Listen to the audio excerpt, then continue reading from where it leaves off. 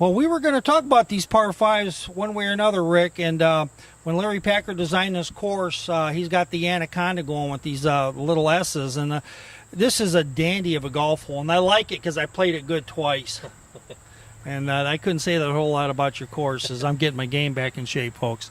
Well, it does have some character. And as you see here, our Larry Packer designed double dogleg par 5. And this is one that the kids can take advantage of. And there's a little risk reward here. We do have a pond on the right-hand side, which makes the kids force their driver to either stay straight and not chew off too much, or try to hit a little bit of a fade there for those guys and chew off a little bit of yardage so they got a shorter shot into this green. What is the carry to go over that pond on the backside? They can hit it about 230, 240 in the air. You should be able to clear this first corner here, but as you chew off more, you got to hit a little bit further. So there comes the risk reward we were talking about earlier. Now, if you pull it off, you will be on the right side of the fairway, which means you will have a great shot at getting on it too. You'll have a long iron, or for me, a metal wood. But depending on what you got, you have to fly it. If not, really, it's a 3-shot hole. It is. You can certainly play this hole as a 3-shot hole. That's kind of the way they were designed to be in the first place. But with the length and the golf ball and these kids, the dedication they put in, they're hitting the ball further and further all the time. So you do have some risk reward there. You can get home in 2. It is a small green, and the course was designed back in 1957. These trees were certainly not that big back then. They've grown a lot, and it certainly takes 2 really good shots to get home in 2.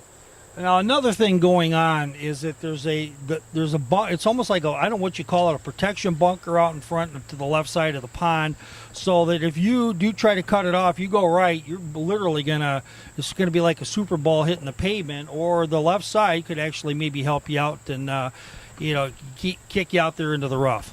Yeah, so depending on where you're teeing off from, obviously these forward tees here, they've got a little bit of a different angle, and they can cut off more of that pond than you see from this advantage point here.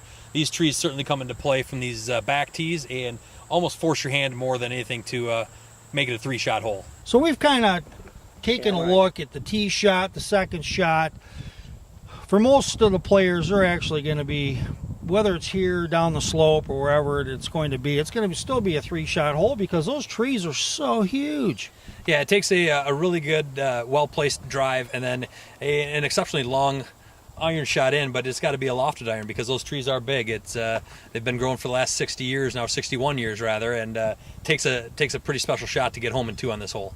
Yeah, and in the old days, you probably could have flown it over. Of course, the ball has changed. I mean, what do we have? The rubber band ball? What are they? Whatever you call the Bellata. Yeah, the old Bellata balls. But now that everything has changed. But these trees are very mature, and you're going to be hitting a punch shot up there if you go on the left side. But if you're on that drive, probably back another 100 yards, you do have a shot at probably a long iron or a metal wood, depending on what you want to use.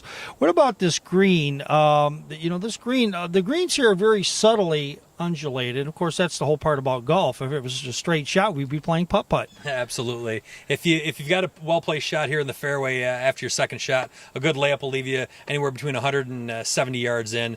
And this is a very accessible green. It's smaller, but it is accessible and relatively flat as far as Spring Meadows is concerned.